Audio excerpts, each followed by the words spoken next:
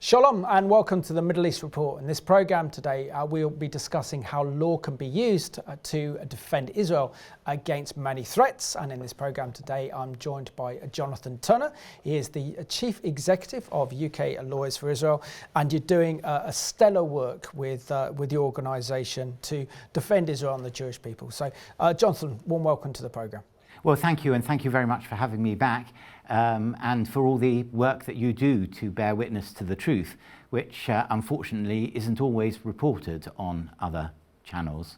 No, pleasure. Thank you, Jonathan. And Jonathan, it's been a while since you've been on the programme, and it's so good to have you back. So just share a little bit about your background. I know that you and your Jewish upbringing up in the Midlands. So share with us about your Jewish background and also where your passion and interest for law came from. Well, I grew up in a small village outside Birmingham, about 12 miles outside, and about that distance from the nearest synagogue. And I think my family, that's when I was growing up in my early years, was the only Jewish family in the village. I think there have been one or two more since, but it wasn't exactly a Jewish upbringing. My father wasn't, and indeed my mother weren't very into religion. But they also felt very strongly that Jewish people should never hide their identity and what they stood for. And they were both, well, my mother's still alive, my father passed away a few years ago, but they were, and my mother still is, a very moral and ethical person, and drew upon these in their professional work as doctors. And also in the rest of their lives. My mother was president of the local community association. Visitors to my mother's home see hanging the spade in which she began the foundations of a local community centre, which she'd done a lot of work to raise the funds for, and so on. So that was a kind of mixed environment of an Anglo-Jewish family that I grew up in. Excellent. Where did you first begin to be interested in law? What was it about the law that really kind of drew your attention that you've then devoted your whole life to law? Well, I must confess I fell into it a bit by accident. I studied sciences to A-level at school, and I could have done all sorts of different degrees. But I think my father felt that lawyers did very well, which may have been true then, and encouraged me to do law. And it was a new thing, as it were, because then certainly I think you can now study law at school as an examinable subject, but certainly back then it didn't exist as an O-level as one had in those days, or A-level, and so it was something completely new, and I put in my applications to do that. Excellent. And just share with us what it was like. I know we're probably talking about the late 70s, early 80s, but share with us what it was like to be a university, a Jewish student on university campus, particularly as you attended Cambridge University. Well, Cambridge is gorgeous. You know, the beauty of the buildings and the gardens and grounds in which they're set is quite extraordinary. And you know, I used to love just walking around. And then, of course, you have an environment of lots of very intelligent people. You go from school thinking that you're one of the cleverest people around, and then you find actually that you're more like in the sort of second or third degree, because there are many people more brilliant than you there. There was obviously, there were Jewish societies and a synagogue and so on. And I came across people, particularly from London, but also elsewhere, who knew much more about the Jewish religion than I did, coming from really sort of somewhat some distance from the Jewish community in our village in Hagley, outside Birmingham. So I learnt a lot about Judaism that I hadn't known before. One of the more interesting people there, reader in Hebrew at that time, Dr. Nicholas Delange, translator of the books by Amos Oz from Hebrew into English, was a significant influence on me, and there were others as well. So I got involved in those activities to some extent, but also I directed plays, I played in an orchestra, and generally did a lot of things. Maybe it would have been better if I'd focused a bit more on my law degree, but I did get a law degree. I think you've done very well in terms of your legal career. But show us what it was like to study in Brussels for a year. You know, because Brussels is one of those kind of strange cities that is also the kind of headquarters of the European Union, but it's very much divided between the kind of Flemish and the kind of Dutch influence within the country. Yes, well, I did a postgraduate degree at the Francophone part of the Free University of Brussels, which had split into two really at that point, a Dutch half, or Flemish half rather, and a French half. They were pretty much divided. You know, people hardly went from one to the other.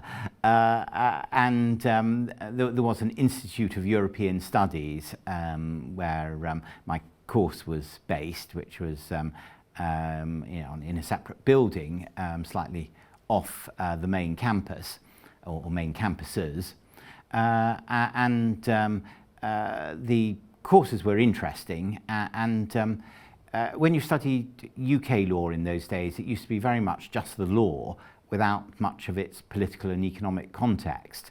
But at Brussels University, it was put in a much broader context, and of course it was a master's degree, so perhaps that went further than a undergraduate degree would have done.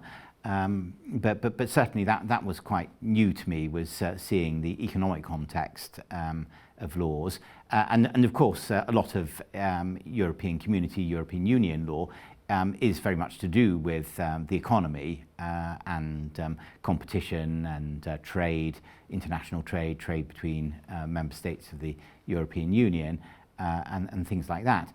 So it was quite an interesting departure from what I'd been doing previously, and it turned out to be the most useful thing that I learned, because this was back in I'm just trying to this was back in 1980, when European law, although Britain had become a member of the European Union back in '73, European law hadn't greatly dented the English law or added at that stage. But since 1980, the extension of European law into all areas of activity has been immense, and even after Brexit it remains, continues to have a major impact.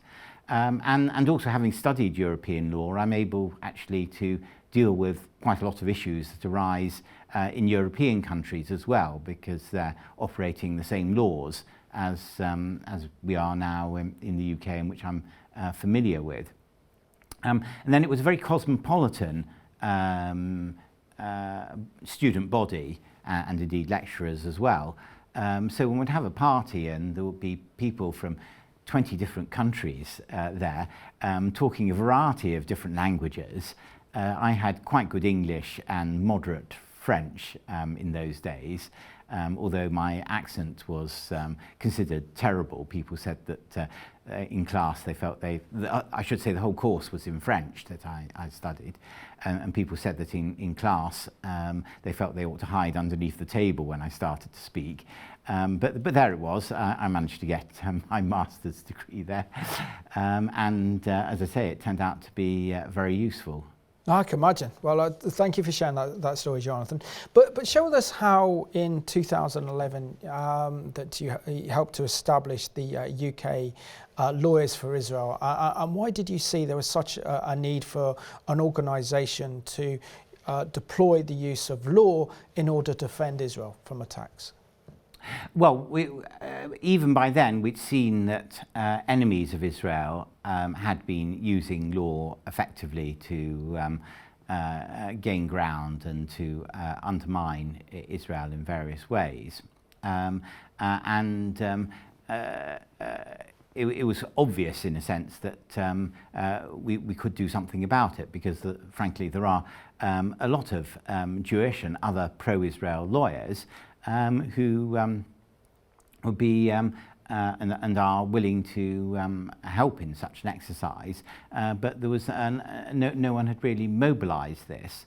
And then I attended a conference to discuss the issues that Israel faced in public diplomacy. It was a conference for lawyers interested in this area, and one of the other British lawyers there got the British lawyers together and said, we ought to follow this up afterwards when we go back to England, going back to the UK, and see what we can do, rather than just sort of listen to the lectures and take the information away but not do anything about it. So he organised a meeting of a few of us whilst we were there, but then nothing happened immediately after we got back, and then I organised a follow-up meeting in which we invited a few other people. So we started with maybe a couple of dozen lawyers, and we discussed various things that we might do, encouraging exchanges and encouraging talks, arranging talks about the legal issues relating to Israel, and actually using law to get things done or prevent hostile things being done. Then there were actually two things that happened round about this time.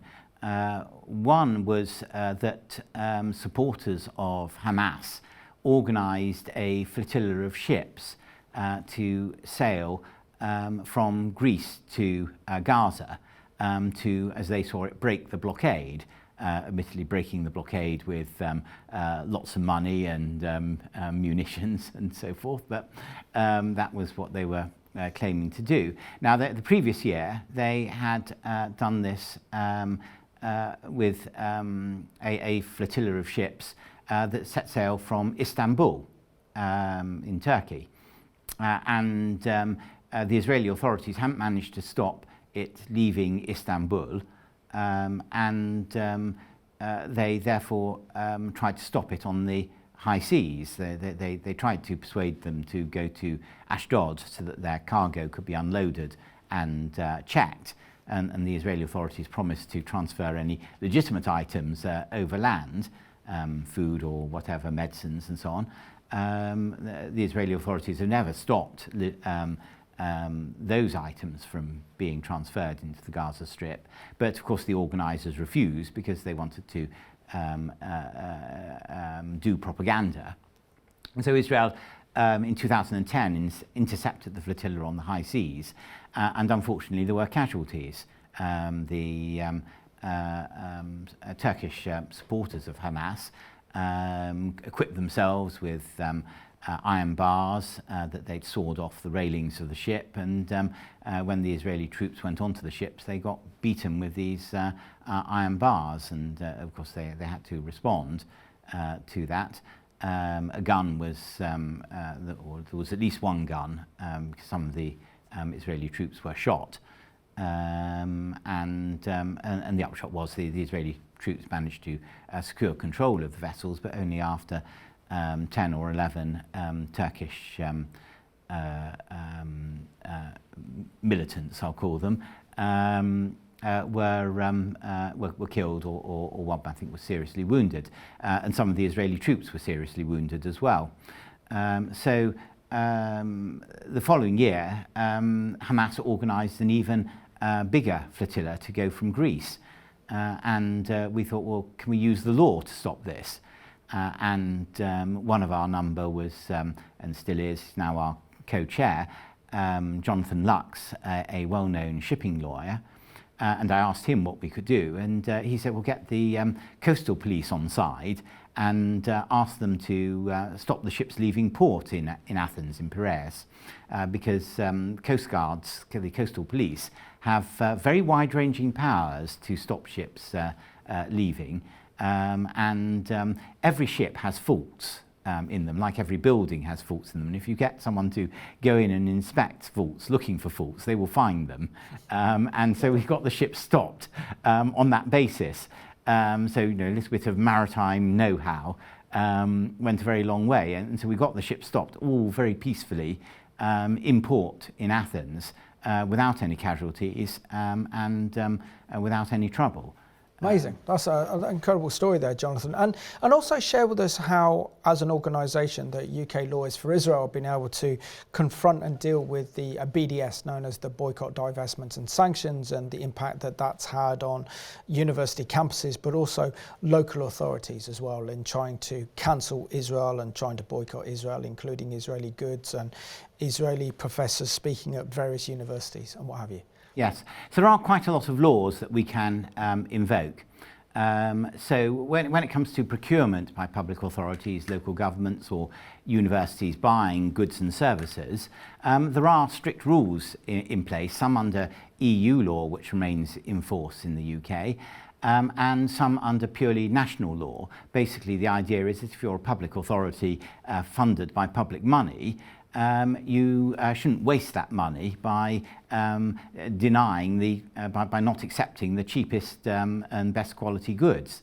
So decisions in procurement are supposed to be based on purely technical and economic factors, not political positions, and that's the law, and we point out that that is the law.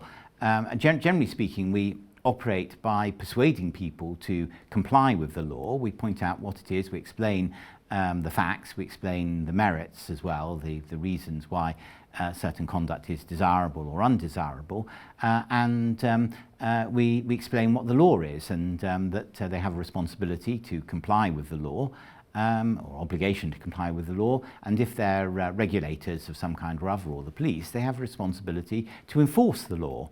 So that's the general method we use. And as well as the laws on procurement, on divestment, there's laws against trustees.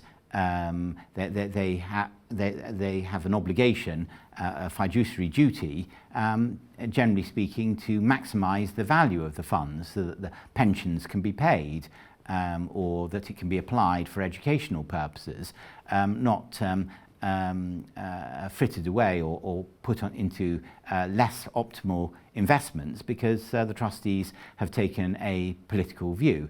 And so the rules are actually that they have to, that they're only entitled to take into account non-financial factors if it will have no material adverse impact on the fund's performance, and if beneficiaries of the funds generally will support the decision, share the concern in question.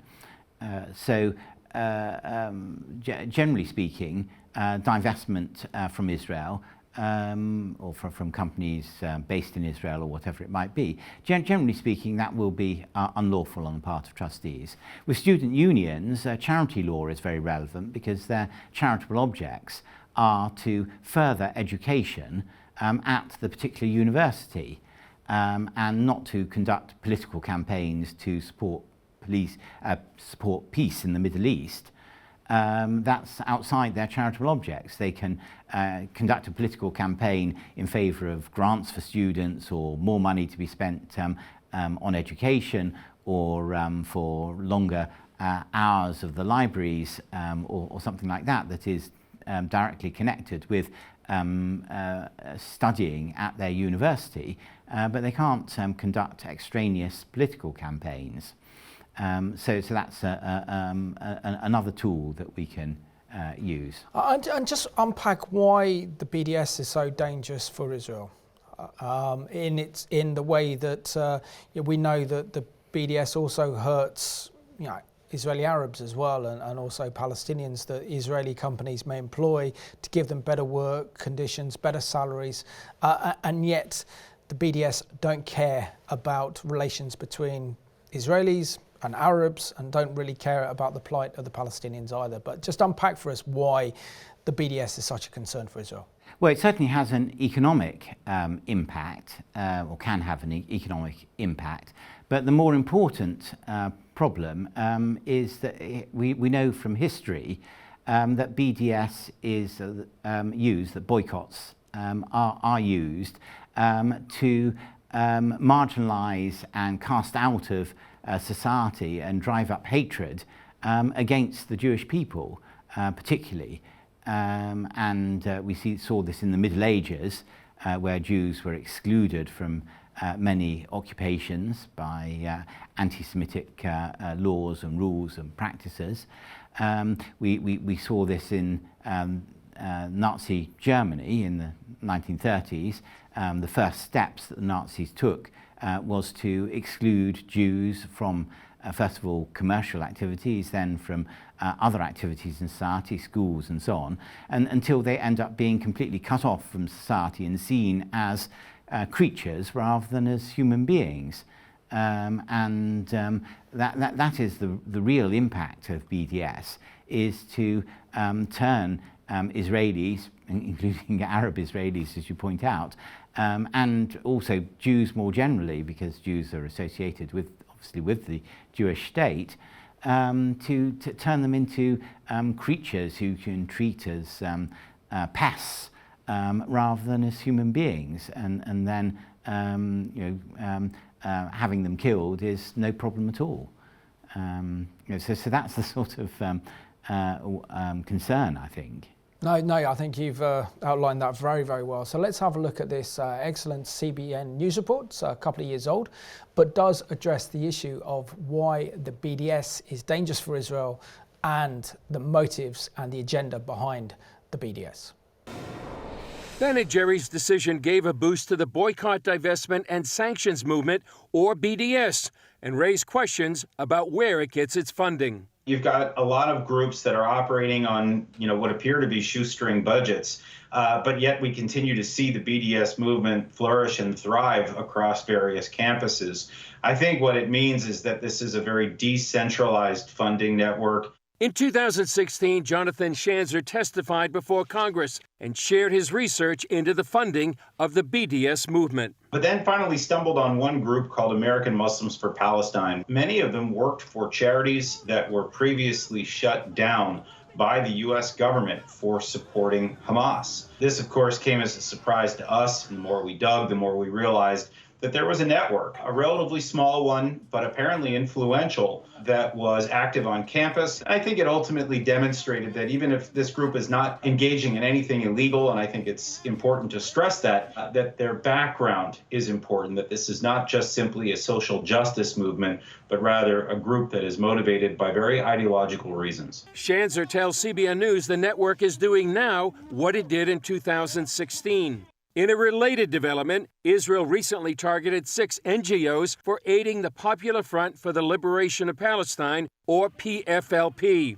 That group is designated as a terror organization by the U.S. So what we're also seeing is that a number of these so-called charities and NGOs really cover for terror groups like PFLP and others as a way to funnel money that ultimately goes to these groups for the purpose of carrying out boycott activities. Arsen Ostrovsky says boycott activities go back 20 years to the movement's beginning at a UN conference in South Africa designed to fight racism. It ended up coming together to promote racism and against one state and one state only, the Jewish state, Israel. Annette Wells says that helped propel BDS to become a key weapon against the Jewish state. She points out the main BDS tactic is to demonize and delegitimize Israel. Through its signs are placards. The placard strategy is the equations that everyone who goes to an anti-Israel demonstration sees on their placards. Zionism equals, or Israel equals, or the Star of David equals. These words in our collective consciousness, they connote evil. So what happens through the placard strategy is basically people are exposed to an ongoing refrain that says Zionism, Israel, Star of David equals evil. evil. That, according to Wilf, promotes the idea of Israel as the global villain. There is no greater good in this world than the eradication of evil. So if you create this mental mindset, you create a global mindset that there is an evil out there, and the evil is Israel and Zionism. You're basically saying, because Israel, Zionism, and the Star of David are evil, whatever you do to rid the world of this evil will be justified. Ostrovsky says this helps explain the growth of violence worldwide against Jews earlier this year during Israel's war with Hamas in Gaza. Now, this doesn't happen in a vacuum. It is a direct result of this pervasive discourse singling out and vilifying the Jewish state for opprobrium, and that goes to the very core, the very center of what the BDS movement is doing. And since much of this discourse happens at colleges and universities, BDS creates an unsafe place for young Jewish students. Especially students who identify as Zionist or pro-Israel. The economic impact of BDS on Israel seems minimal, especially as the startup nation gets financially stronger through ties with its Arab neighbors and the Abraham Accords. Shanza warns, however, the battleground is not so much the economy, but the hearts and minds of the next generations. Particularly on college campuses, teaching them, I think, a lot of falsehoods about Israel, about its history, about its politics. And this will certainly make things more difficult for Israel in the future as it battles future generations of what we would call BDSers. And I think this really represents the great challenge, not a well-funded movement, as some people might suggest. It is the dedication to the destruction of the Jewish state. And unfortunately, this is something that has been around for 7+ decades and counting. Chris Mitchell, CBN News, Jerusalem. Excellent report there put together by our friends at CBN looking into the big problem that Israel faces with the BDS known as the boycott, divestments and sanctions, which has got far worse after the horrific events of October the 7th. Could you unpack for us, Jonathan, this whole concept of lawfare that's being waged against Israel, whether it's through international organisations like the UN or the EU or the International Criminal Court in The Hague or the International Criminal Court of Justice, but how law is actually being used as a strategic weapon against Israel? Yeah. So lawfare is using law to achieve political objectives, particularly the destruction of your enemy. Or at any rate, it's severely undermining it. We've been facing this, Israel and before that the Jewish National Home have been facing that for decades. People have been trying for a long time to try to undermine Israel using the law. Now, law can be used for all sorts of purposes, lawfare is normally used as a criticism, and I think it is more appropriately used where either the aim is a wrong one or where the means being used are either based on false information or the law is being misrepresented or distorted. We've seen a lot of this recently.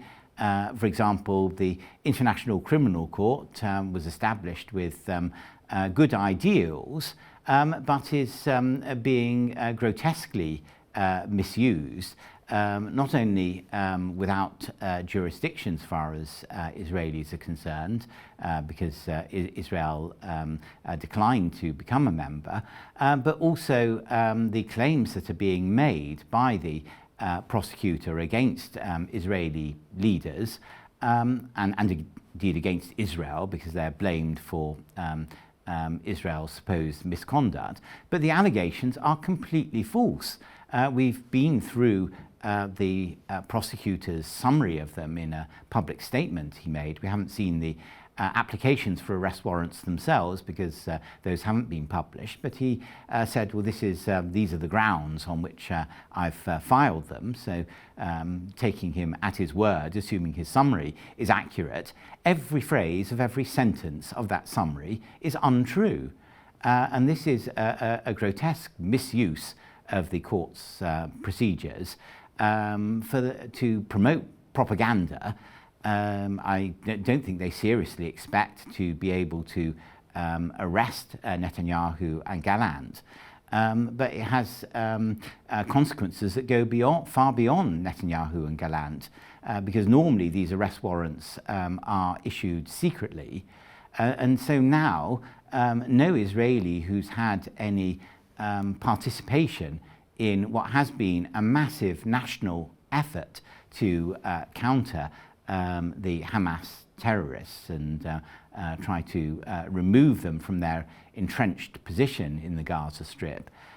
Anyone who's been involved in that cannot travel abroad without risk of being arrested by a warrant they know nothing about, on grounds that could be entirely false.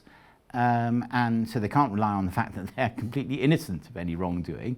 Some NGO that has a biased viewpoint may assume that something was illegitimate, some operation, and have reported that, and suddenly someone may get arrested.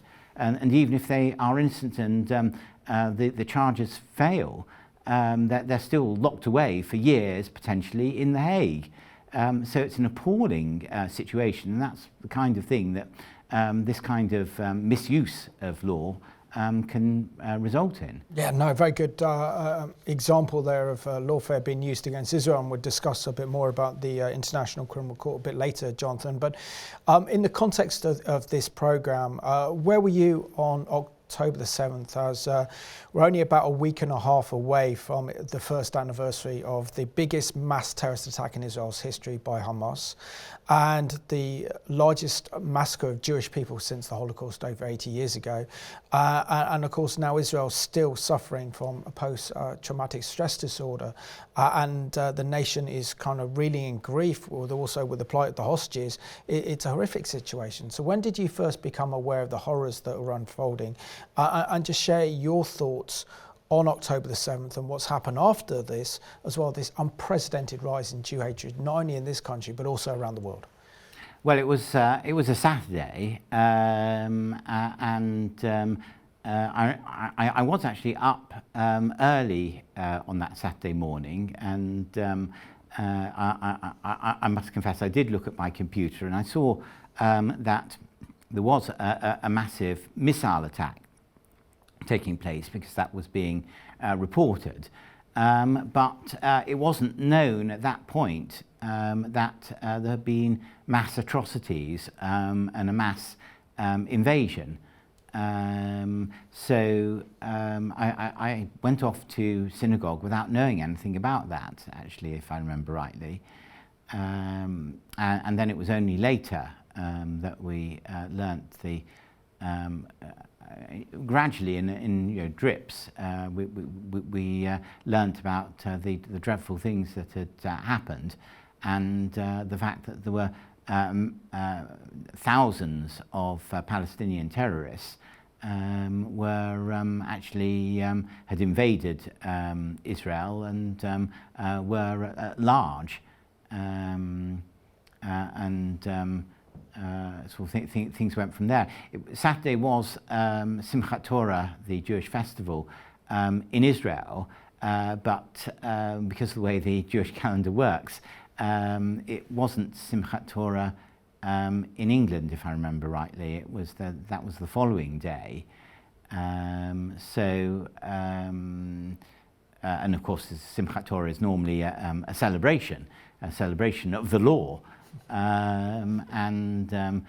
So of course it was an appalling day on which to have a mass atrocity take place as well. Well, you know, and obviously it was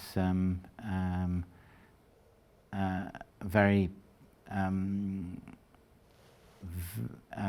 you know, it sort of reaches to your core when you hear about atrocities like that. It's even worse when you see the devastation itself and you visit those kibbutzes that have been absolutely decimated by Hamas, all burnt out. Looks like something like a pogrom. You see one of the car parks with 1,200 cars, so many of them burnt to bits, there's nothing much left of them, and other cars are just shot to bits with machine gun fire and gunfire. Those that were driving those cars, still their belongings in the car as well, and also the Hamas videos that they actually recorded themselves, in which the Israeli embassy in London has also been showing. So when you look and see what's happened, the sheer magnitude of the scale of October 7th was horrific. And I think a recent report's just come out saying there were around 7,000 took part in the massacre of October the 7th. About 4,000 or 5,000 members of Hamas and some of Hamas's elite terrorists, but also many residents of Gaza as well, climbed over the border and attacked innocent Israelis that day. How has UK Lawyers for Israel been able to respond to not only the challenge of Israel being at war against Hamas in Gaza and everything that involves, but also the unprecedented rise in Jew hatred that we've seen in this country and around the world?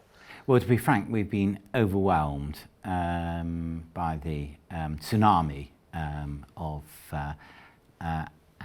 antisemitism and hostility to Jewish people and hostile acts, some of them very detrimental to the individuals concerned. So people being subject to malicious reports at work of racism or whatever, and losing their jobs as a result, things like that.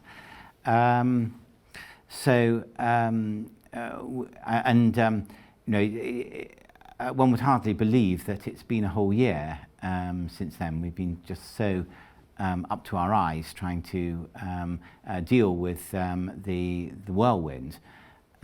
We have increased our staff. We've had lots of people volunteer to help, but we've only managed to deal with some of the stuff. We've been operating about 10 times the rate of activity that we were before in terms of the number of cases we've been dealing with of different issues we've been trying to address. We've done a whole range of activities. They include reporting people who have expressed support for Hamas or terrorism or serious anti-Semitism. We've reported them to the police if appropriate, or to their professional bodies. A very serious problem in the NHS we found. So quite a lot of doctors and dentists as well, and other medical workers, which is rather frightening, to be perfectly frank. And a lot at universities, of course, as well, and so on. And we've also helped victims at in their jobs, ranging from the financial sector through to the health service and universities as well, who've been subjected to steps to remove them and things like that. Also a lot of general hostility, which is very difficult to do something about, actually. Jewish students are reporting to us that these days no one is willing to talk to them at universities. It's just horrific. But you can't really deal with that. There's nothing, you can't sort of force people to talk to you, but it is just horrible. Yeah. And Jonathan, share with your thoughts as well how this new Labour government is not helping the situation by adopting what I would only describe as very hostile policy positions towards Israel. And they've almost started as soon as they've taken power back early in the summer. Yes, well, they're feeding the dragon, or however you call it, by doing this, because the anti-Semites will never be satisfied They'll just want more. And I mean, I do appreciate the political situation that the Labour Party face with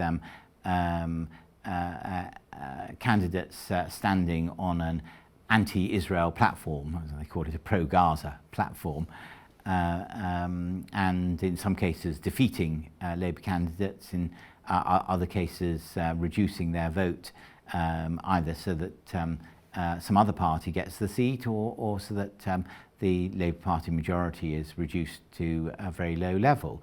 So I understand the political challenge they face, but honesty is the best policy. And I think in the medium and long run, people respect you more if you tell the truth.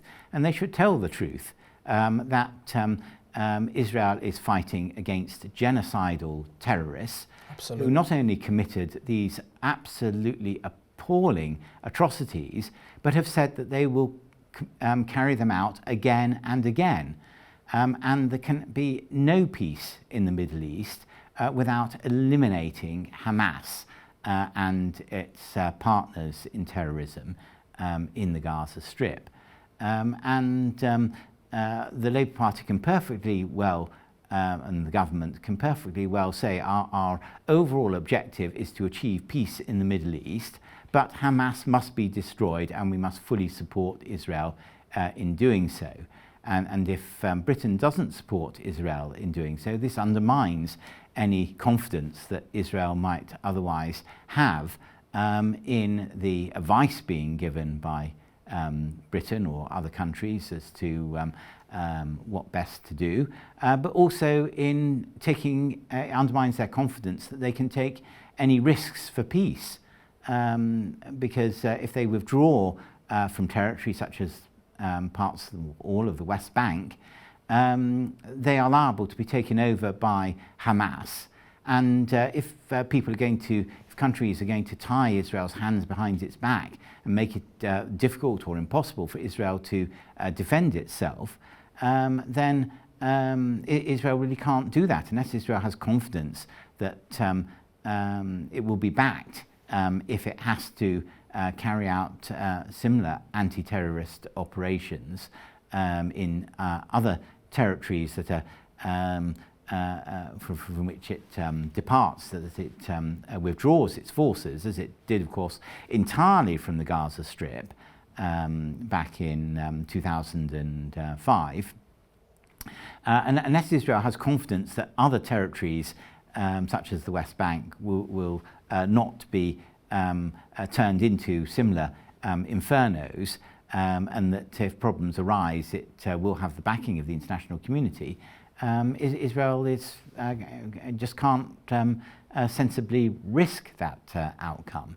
And what do you make, Jonathan, of the announcement by new Foreign Secretary David Lammy earlier in September in Parliament that he was going to suspend around 30 licences for export of arms to Israel, effectively deploying an arms embargo on the State of Israel, when the State of Israel is literally fighting against these genocidal terrorist maniacs that want Israel's destruction, both in Gaza but also in Hezbollah in the north, all instigated by the Iranian regime. And effectively, this is damaging the special relationship between Britain and Israel. Yeah, well, I wouldn't have said there was an entirely special relationship between Britain and Israel, but it's certainly damaging relations. But I think it's an immoral decision, and it's bad policy for the reasons I've just mentioned. And I think it's been taken in an attempt to placate the anti-Semites. But as I say, I don't think that will work. And I think it is actually unlawful. The reason why it's unlawful is they have the power to withdraw licenses if there is a clear risk that the weapons in question may be used to commit serious violations of international humanitarian law.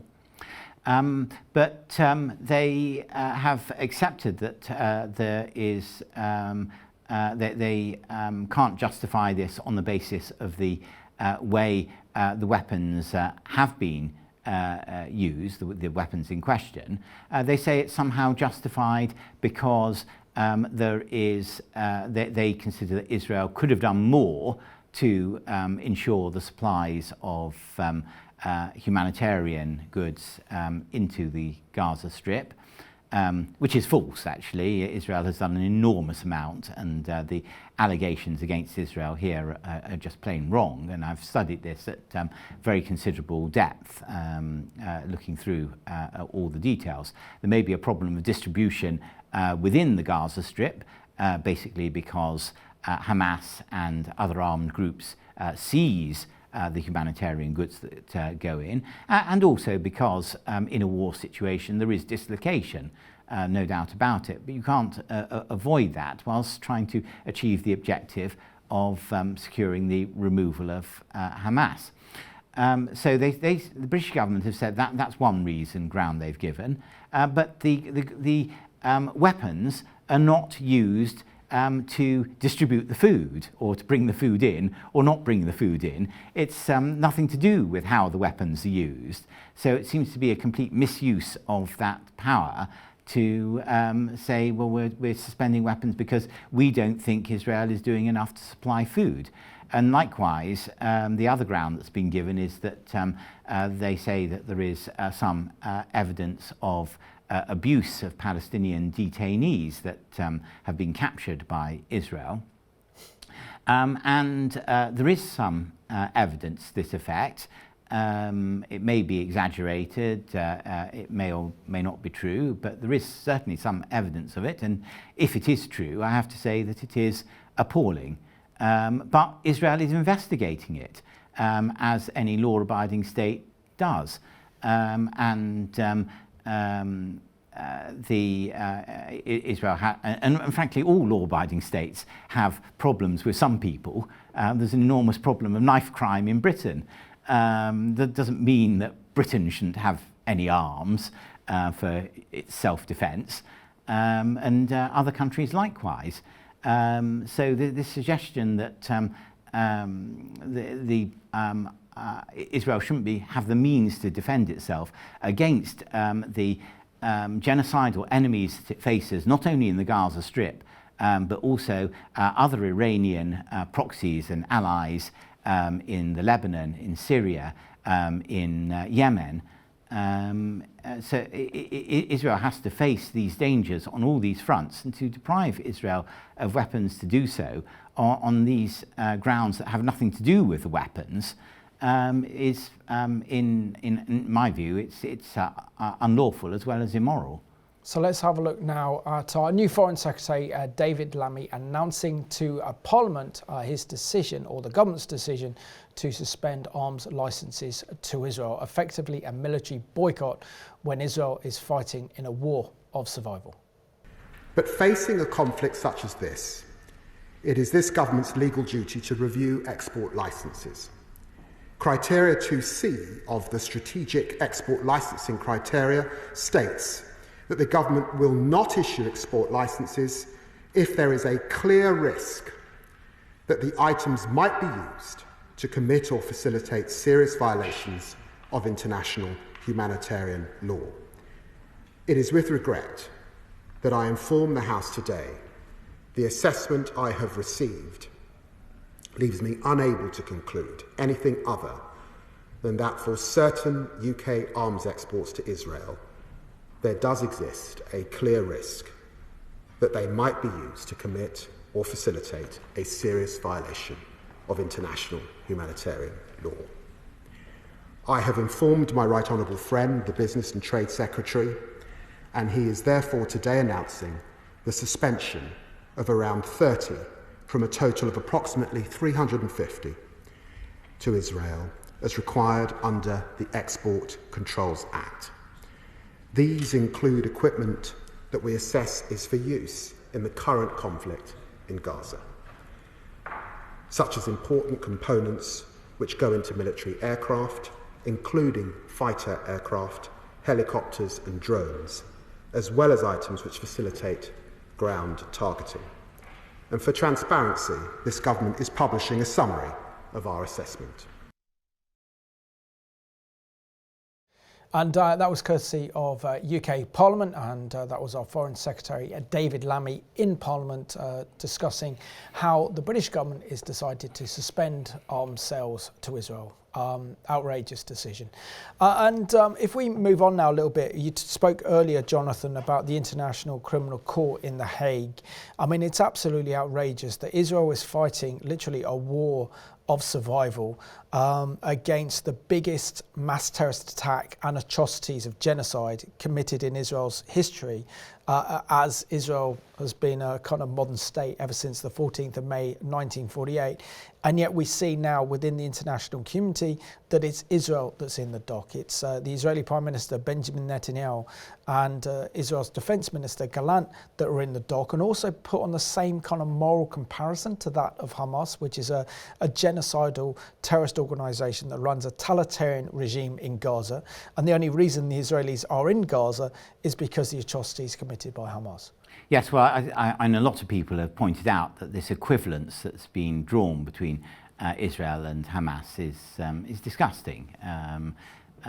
But over and above that, the hostility that is being shown towards Israel and the false allegations that are being relied on is extremely serious. It's there's a very, very serious immediate problem that I mentioned just now. It also undermines the confidence that Israel can have in the international community, which is required if there's going to be any progress on peace. But there's a further point that I think it's going to undermine the reputation generally of the International Criminal Court in this case, and similarly other international institutions. I do think actually that the international community should bear in mind that honesty is the best policy in this and other areas. And I think the international community has gone very far from this. There was actually a striking illustration in an earlier case in the International Court of Justice about Israel's security barrier, which the International Court of Justice held was illegal. Now, there were all sorts of reasons why that was wrong, particularly as the Israeli Supreme Court, which heard a case under Israeli law immediately afterwards, pointed out the Israeli law is the same as the international law as to the considerations, but they had proper evidence as to the security concerns that Israel had and the security situation, and indeed proper evidence as to other things. And the one thing that has been very striking to my mind as to shows the process in which these prejudiced allegations come to be formed is this, that the International Court relied on evidence that the number of patients at the UN hospital in Qalqilia had been greatly reduced, had been reduced by 60%, I think it was. And they said that this was due to this Israel's barrier that is built around the town, and that showed just how terrible the barrier was. But actually, the Israeli Supreme Court heard rather more evidence on this, which was that there were 2 new hospitals in Qalqilia that had opened up, these were now in operation, and this has had an impact on the number of people who were going to the UN, the old UN hospital. So it was a good news story that there was good hospital capacity in Qalqilia, not a bad news story that people couldn't get into Qalqilia. But a suspicious and a prejudiced mind interprets these things. And we see this time and time again in these international reports that are used to base criminal or other charges against Israel and Israelis. And this is why we have this lawfare problem that we do. or generate, it's a large part of the story. And explain your concerns regarding Keir Starmer and the Labour government for dropping their legal opposition to the International Criminal Court in The Hague from prosecuting the Israeli Prime Minister and Defence Minister on alleged war crimes, knowing that if, for example, Benjamin Netanyahu was here on a state visit to London, then he could be arrested and then taken to the International Criminal Court in The Hague, or any country that signed up to the ICC, where any Israeli visiting dignitary could visit those countries, could face themselves being arrested for alleged war crimes. Yes, and not just an Israeli dignitary, it could be any Israeli. But the Conservative government actually had a very valid point, which was that the Oslo Accords, which were are still regarded as the only route towards a peaceful resolution, specifically provide that Palestine, the Palestinian Authority, will have no jurisdiction over Israelis. And this was a package deal. It was a hard-fought, negotiated package in which Israelis got some measures they wanted and Palestinians got some measures, and it was an agreement. And then the International Criminal Court comes along and disrupts this agreement by saying, well, actually, we, at the behest of the Palestinians, will claim jurisdiction, quite flat contrary to what the Oslo Accords say. This means that Israel will be very nervous about entering into any further step towards peace, because if the international community is going to say, well, you've given up this, you've withdrawn your troops from there, you've accepted this, you've accepted that, and then they say, but the things that you got out of the agreement that your people wouldn't get prosecuted by people on the basis of information that you distrust, perhaps for good reason, the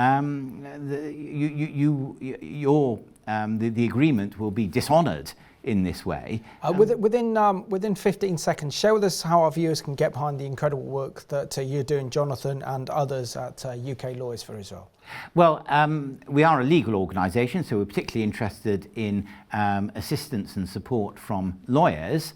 But we also have to do a lot of research into the facts, into many of the things we deal with, so anyone can help. We have lots of volunteers and we welcome more, and we have a website at www.uklfi.com, and our email address is info@uklfi.com, and please do contact us. Wonderful, Jonathan. So Shana Tova to you and your family, and thank you for watching this week's edition of the Middle East Report.